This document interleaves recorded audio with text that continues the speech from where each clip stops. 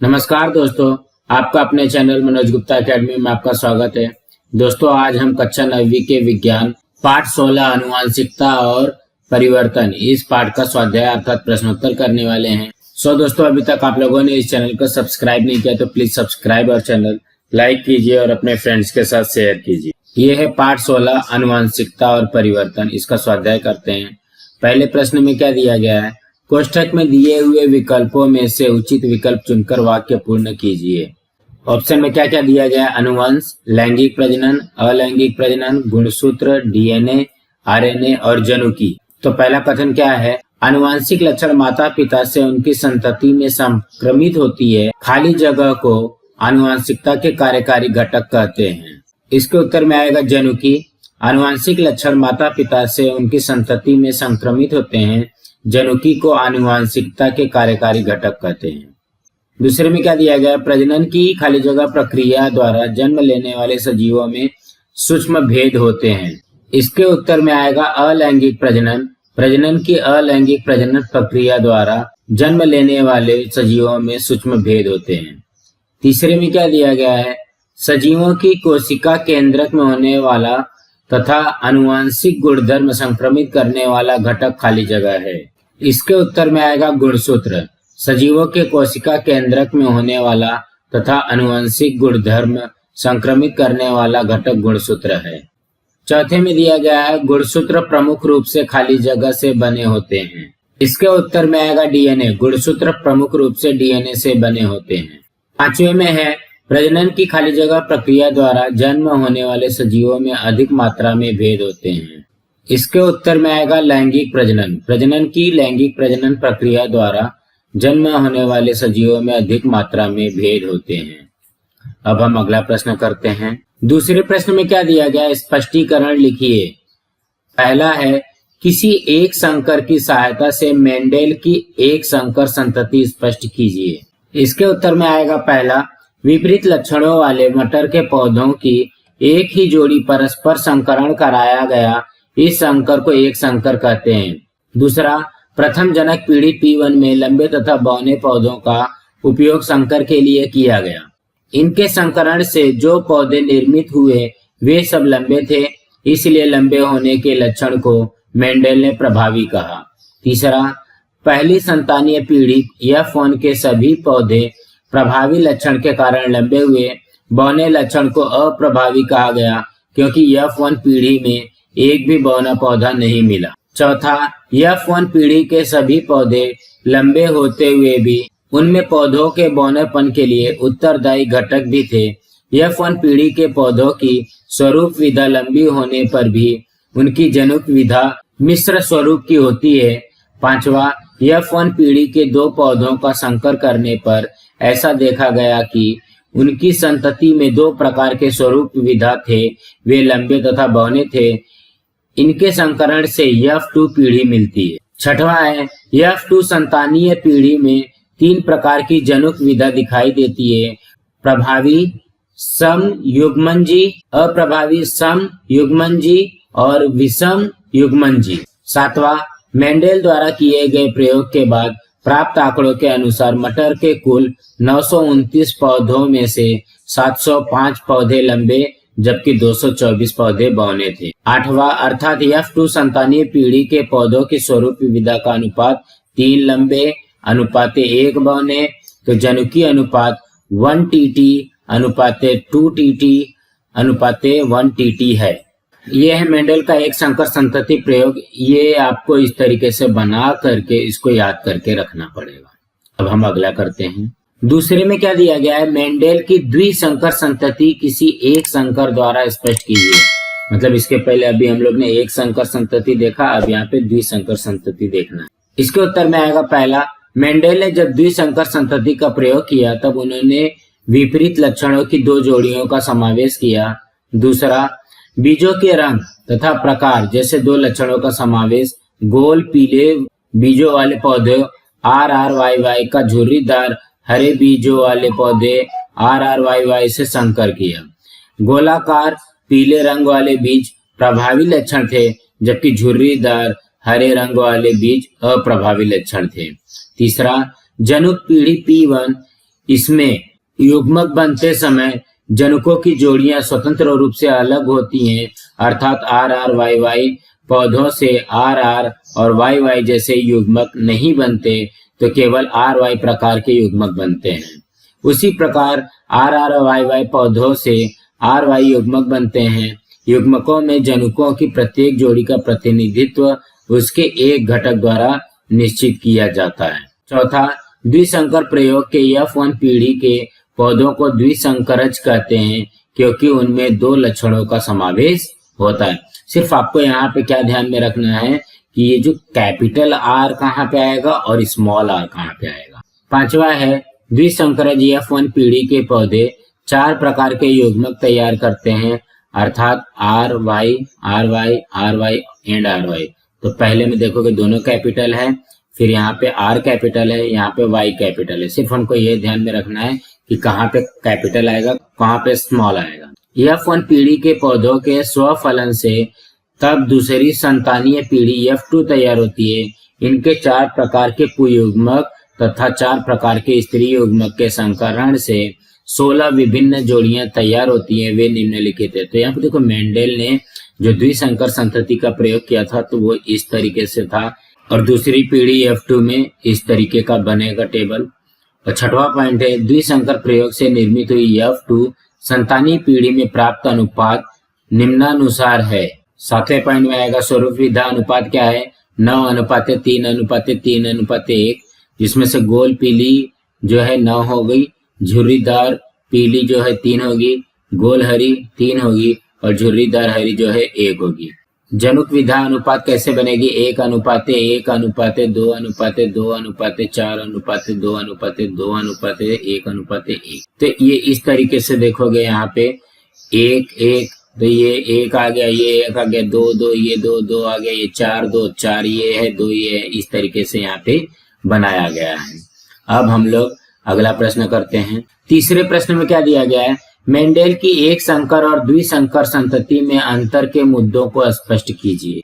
मतलब एक संकर और द्विसंकर में हमको अंतर बताना है। तो एक संकर संतति यहाँ पे है, द्विसंकर संतति है। इसमें पहला पॉइंट है, एक संकर संतति में विपरीत लक्षणों वाली एक ही जोड़ी वाले सजीवों में संकरण होता है। और द्विसंकर पद्धति में क्या है, द्विसंकर संतति में विपरीत लक्षणों वाली 2 जोड़ियों के सजीवों में संकरण होता है। एक संकर संतति में दूसरा पॉइंट क्या है, एक संकरित संतति में दूसरी संतानी पीढ़ी F2 में सम लक्षणों का अनुपात 3:1 होता है। और द्विसंकर पद्धति में द्विसंकर संततियों की दूसरी संतानी पीढ़ी F2 में सम लक्षणों का अनुपात 9:3:3:1 होता है। अब हम अगला प्रश्न करते हैं। चौथे प्रश्न में क्या दिया गया है, क्या जनुकीय विकार से ग्रस्त व्यक्ति के साथ रहने को टालना उचित है। इसके उत्तर में आएगा, जनुकीय विकार कभी भी संक्रमित नहीं होता, वह केवल माता तथा पिता से संतति में उतर आ सकता है। जनुकीय विकार कभी भी ठीक नहीं होता। भ्रूण में ही जनुकीय विकार आने के कारण प्रत्येक कोशिका में ऐसे विकृत गुणसूत्र होते हैं। ऐसे व्यक्तियों को सहायता तथा आधार की सहायता होती है। कुछ प्रकार के संलक्षण में थोड़ी बहुत मात्रा में उन्हें अपने पैरों पर खड़े रहने के लिए प्रशिक्षण दिया जाता है। जनुकीय विकार होने वाले बच्चों के माता पिता को सहायता की आवश्यकता होती है। हमसे जितनी हो सके उतनी सहायता ऐसे परिवार को करनी चाहिए। जनुकीय विकार वाले रोगियों के साथ रहना कभी भी टालना नहीं चाहिए। अब हम अगला प्रश्न करते हैं। तीसरे प्रश्न में क्या दिया गया है, निम्नलिखित प्रश्नों के उत्तर अपने शब्दों में लिखें। पहला प्रश्न क्या है, गुणसूत्र क्या है, उनके प्रकार स्पष्ट कीजिए। तो यहाँ पे देखो हम लोग ने गुणसूत्र का चित्र बना लिया है। इसके उत्तर में आएगा पहला, गुणसूत्र कोशिकाओं के केंद्रक में विशिष्ट तथा निश्चित संख्या में पाए जाने वाले घटक हैं। दूसरा, गुणसूत्र केवल कोशिका विभाजन के समय ही स्पष्ट दिखाई देते हैं। प्रत्येक गुणसूत्र डीएनए, आरएनए ऐसे केंद्रक अम्लों से और प्रोटीनों से बनते हैं। तीसरा, डीएनए के खंड पर न्यूक्लियोटाइड की रचना के अनुसार जनुक बनते हैं। इन जनुकों का वहन गुणसूत्र ही करते हैं। चौथा, प्रत्येक गुणसूत्र पर एक प्राथमिक संकीर्णन अथवा गुणसूत्र बिंदु होता है। इस कारण गुणसूत्रों के 2 भाग होते हैं, प्रत्येक भाग को गुणसूत्र भुजा कहते हैं। पांचवा, गुणसूत्र के प्रकार नीचे दिए अनुसार हैं। यहाँ देखो ये गुणसूत्र भुजा है, पी भुजा है, गुणसूत्र बिंदु है, क्यू भुजा है और डीएनए है। तो गुणसूत्र के प्रकार कौन से हैं? पहला है गुणसूत्र के प्रकार गुणसूत्र बिंदु की जगह तथा आकार के अनुसार। तो गुणसूत्र बिंदु कौन सा है? ये वाला देखो, ये गुणसूत्र बिंदु है, ये गुणसूत्र बिंदु है, ये है और ये है। तो इसमें देखो किस तरीके का, एक वी शेप का है, एल शेप का है, जे शेप का है और आई शेप का है। वही चीज यहाँ पे लिखा है। प्रकार का नाम में क्या आएगा? मध्य केंद्रीय, मतलब बीच में होना चाहिए। तो देखो ये मध्य केंद्रीय है। गुणसूत्र बिंदु मध्य में है, ये गुणसूत्र बिंदु बीच में है। गुणसूत्र भुजा समान है, ये दोनों की भुजाएं जो समान है। अंग्रेजी अक्षर वी की तरह दिख रही है इसका। फिर दूसरा है उप मध्य केंद्रीय। उप मध्य केंद्रीय में ये आ जाएगा, ये यहाँ पे देखो गुणसूत्र बिंदु मध्य के नजदीक है, मतलब पूरी तरीके से सेंटर में नहीं है इसका, और इससे देखा जाएगा तो पूरी तरीके से सेंटर में नहीं है, नजदीक है। एक गुणसूत्र भुजा दूसरी से थोड़ी छोटी है, मतलब एक जो भुजा है वो दूसरे से छोटी है, अंग्रेजी अक्षर के यल की तरह। फिर अग्र केंद्रीय है, ये वाला देख लेते हैं। गुणसूत्र बिंदु सिरे के पास है, गुणसूत्र बिंदु यहाँ पे देखो सिरे के पास है। एक गुणसूत्र भुजा बहुत बड़ी तो दूसरी बहुत छोटी भुजा होती है, एक सबसे बड़ी है एक छोटी है, अंग्रेजी अक्षर जे की तरह। और लास्ट वाला है अंत्य केंद्रीय, मतलब लास्ट में उसका केंद्रक है। गुणसूत्र बिंदु एकदम सिर पर है, एक ही गुणसूत्र भुजा है और अंग्रेजी अक्षर के आई की तरह। अब दूसरा गुणसूत्र के प्रकार है कार्य और रचना के अनुसार। उसमें से पहला है समजातीय गुणसूत्र। समान आकार और रचना वाले गुणसूत्रों की जोड़ी को समजात गुणसूत्र कहते हैं। दूसरा विषमजात विजातीय गुणसूत्र। गुणसूत्रों की रचना और आकार समान न हो तो ऐसे गुणसूत्रों को विषमजात गुणसूत्र कहते हैं। लिंग गुणसूत्र। लैंगिक प्रजनन करने वाले सजीवों में लिंग का निर्धारण करने वाले गुणसूत्रों की जोड़ी। और अलिंगी गुणसूत्र, शरीर के अन्य गुणसूत्र निश्चित करने वाले गुणसूत्र। अब हम अगला करते हैं। दूसरे प्रश्न में क्या दिया गया है? डीएनए अणु की रचना स्पष्ट कीजिए, मतलब डीएनए कैसा बनता है। तो इसके उत्तर में आएगा पहला, वाटसन तथा क्रिक नामक दो वैज्ञानिकों द्वारा सन 1953 में तैयार किए गए डीएनए अणु की प्रतिकृति के अनुसार डीएनए की रचना थी। दूसरा, डीएनए अणु दो सर्पिल तथा समांतर न्यूक्लियोटाइड धागों के बने होते हैं। ये धागे एक दूसरे के साथ लपेटे हुए होते हैं, इस कारण विसर्पिल रचना डबल हेलिक्स तैयार होती है। तीसरा, न्यूक्लियोटाइड की रचना में शर्करा के एक अणु से नाइट्रोजन युक्त पदार्थ का अणु तथा एक फास्फोरिक अम्ल का एक अणु जुड़ा हुआ होता है। इस प्रकार न्यूक्लियोटाइड में तीन पदार्थ होते हैं, अर्थात फास्फोरिक अम्ल, डीऑक्सीराइबोज शर्करा तथा नाइट्रोजन युक्त पदार्थ। चौथा, नाइट्रोजन युक्त पदार्थ दो प्रकार के होते हैं, प्यूरिन तथा पिरिमिडिन। इनमें से एडेनिन तथा ग्वानिन ये दो पदार्थ प्यूरिन प्रकार के हैं और पिरामिडिन समूह में साइटोसिन और थाइमिन ये दो पदार्थ हैं। यहाँ पे देखो ये डीएनए का चित्र है। डीएनए ये 2 नैनोमीटर है, यहाँ से इसका डिस्टेंस जो है 0.3 नैनोमीटर है और ये पूरा जो है वो 3.5 नैनोमीटर होता है।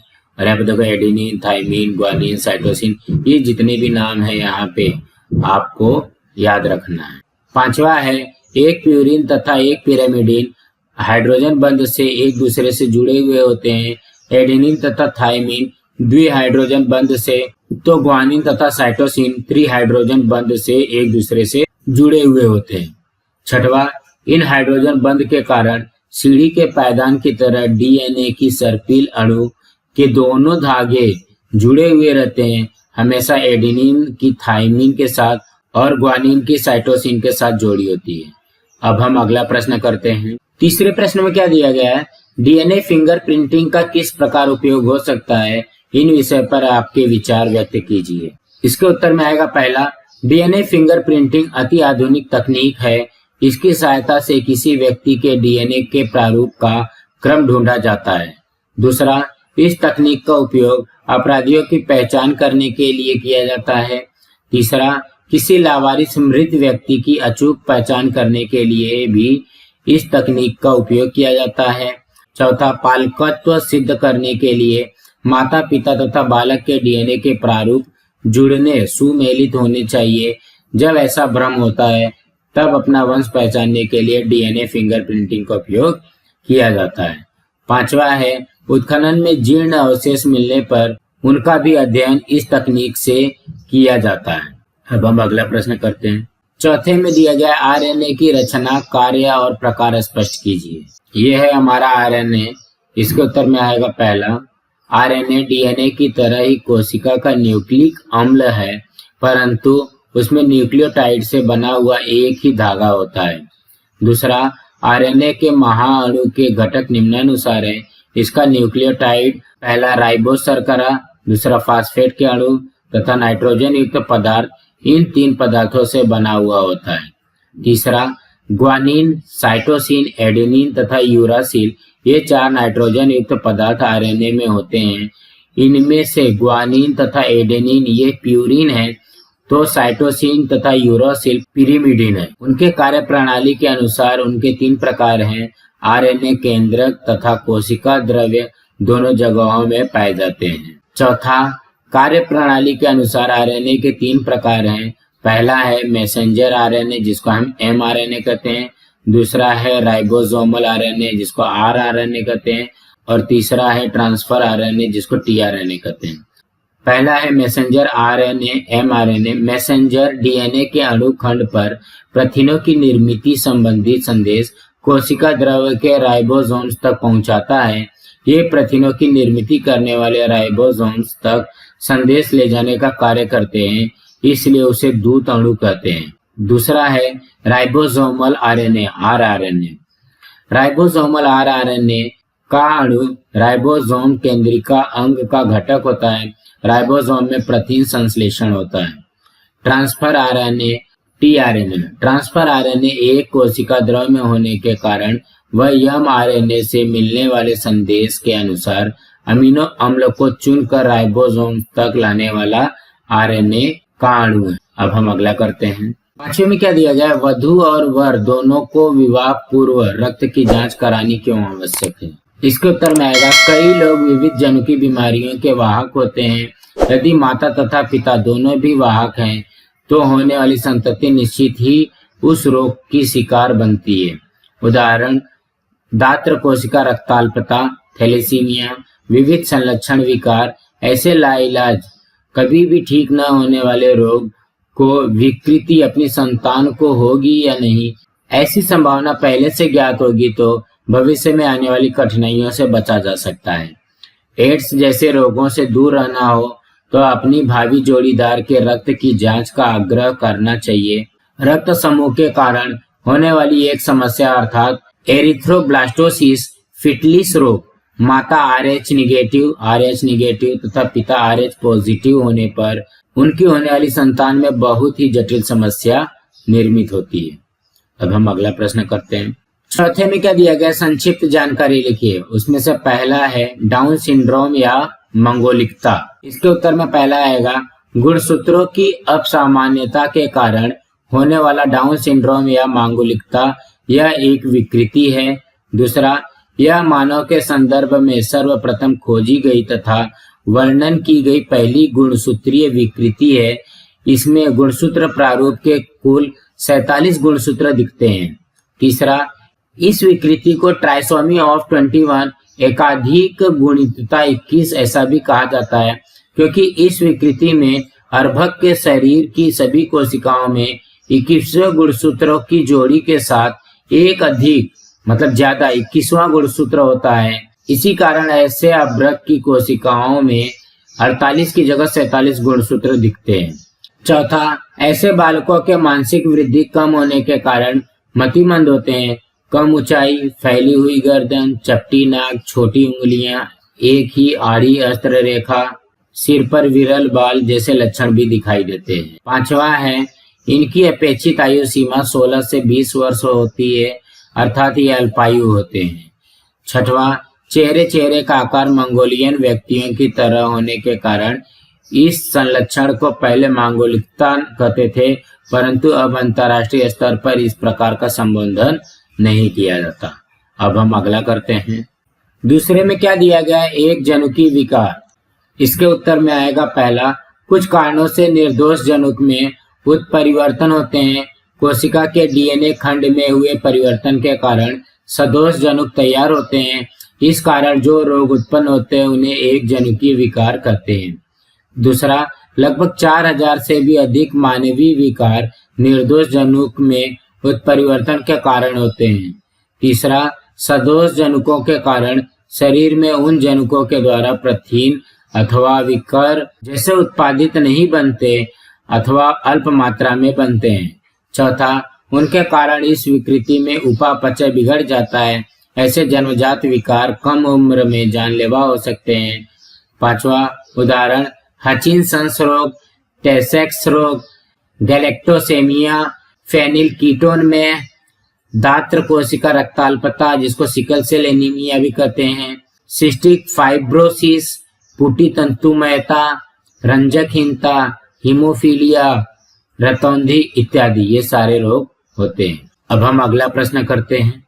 चौथे प्रश्न में क्या दिया गया? सिकल सेल एनीमिया, उसका लक्षण और उपाय बताना है। तो सबसे पहले सिकल सेल एनीमिया के लक्षण, पहला क्या है? हाथ पैर पर सूजन आना, दूसरा जोड़ों में दर्द, तीसरा असहनीय वेदना, चौथा सर्दी तथा खांसी बार बार होना, पांचवा शरीर में थोड़े ज्वर का होना, छठवां जल्दी थकान होना, सातवां चेहरा निस्तेज दिखना, आठवां हीमोग्लोबिन की मात्रा कम होना।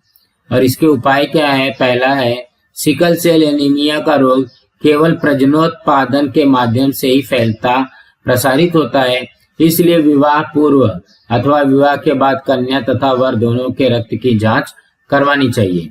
दूसरा, सिकल सेल एनीमिया का प्रसार रोकने के लिए वाहक अथवा पीड़ित व्यक्ति को दूसरे वाहक अथवा पीड़ित व्यक्ति से विवाह नहीं करना चाहिए अथवा विवाह करने पर भी उनके संतान नहीं होने चाहिए। तीसरा, अपने शरीर के हीमोग्लोबिन की मात्रा व्यवस्थित रखने के लिए सिकल सेल पीड़ित व्यक्ति को प्रतिदिन फॉलिक एसिड की 1 गोली खानी चाहिए। अब हम अगला प्रश्न करते हैं। पांचवें प्रश्न में क्या दिया गया? समूह अ, ब और क का एक दूसरे से क्या संबंध है? परस्पर संबंध स्पष्ट कीजिए। मतलब जैसे अ के साथ में क्या आएगा इसमें, ब के साथ में क्या आएगा ऐसा। तो देखो अ में क्या आएगा? लेबर की आनुवंशिक तंत्र विकृति, उसका जोड़िया क्या है? तंतु कणिका विकृति। और यहाँ पे आएगा क में भ्रूण विकसित होते समय विकृति निर्माण होती है। दूसरा है मधुमेह, बहुघट की विकृति, रक्त में ग्लूकोज की मात्रा पर प्रभाव। तीसरा रंजकहीनता, एक जनुकी विकृति, निस्तेज त्वचा, सफेद बाल। चौथा है टर्नर सिंड्रोम, 45+X, स्त्रियां प्रजनन क्षम नहीं होती। पांचवा है क्लाइनफेल्टर सिंड्रोम, 44+XXY, पुरुष प्रजनन क्षम नहीं होते।